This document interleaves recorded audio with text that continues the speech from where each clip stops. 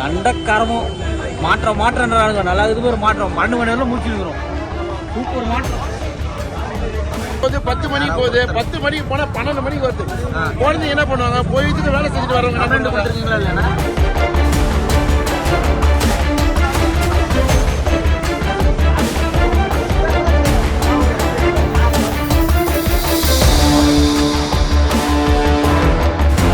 அரசாங்கத்தை இப்பதான் நாங்க இது மாதிரி பாக்குறோம். வீட்டுல வந்து கரண்ட் இருக்காது, 1 மணி நேரம் 1/2 மணி நேரம், அடுத்த செகண்ட் கரண்ட் வரும். இது வந்து சார் அரசாங்கம் நல்லா இருந்தாலும் நிர்வாகம் கரெக்டா இருக்கணும் சார். நிர்வாகம் சரி கிடையாது சார். ஆனா வந்து பாத்தீங்கன்னா எந்த இடத்துல ஃபால்ட்ன்றத சொல்ல மாட்டேங்கிறாங்க. அவங்க தகவலுக்கு கொடுத்தவங்களுக்கு அவங்களுக்கு தெரியல எந்த இடத்துல ப்ராப்ளம் ஆயிருது, என்ன இஷ்யூன்றது அவங்களுக்கு தெரியல. பொதுவா மணலில இத்தனை மணிக்கு மேலதான் கரண்ட் வரும் அப்படின்ற தகவல் மட்டும் தான் சொல்றாங்க. கண்டி இந்த இடத்துல வந்துதான் ப்ராப்ளம் போயிட்டு இருக்குது. இல்ல கம்ப்ளைண்ட் நம்பர் யாராவது போன் பண்ணிருக்கீங்களா? இபிஎஸ் போன் பண்ணிருக்கீங்களா? அந்த நம்பர் மட்டும் கொஞ்சம் காட்டுங்களேன்.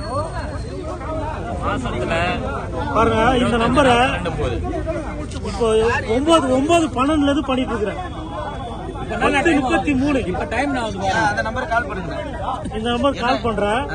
எடுக்க மாட்டேங்கிறாங்களா?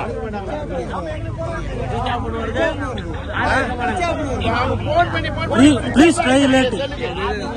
ஒரு 3 பேர் நம்பர் பாருங்க.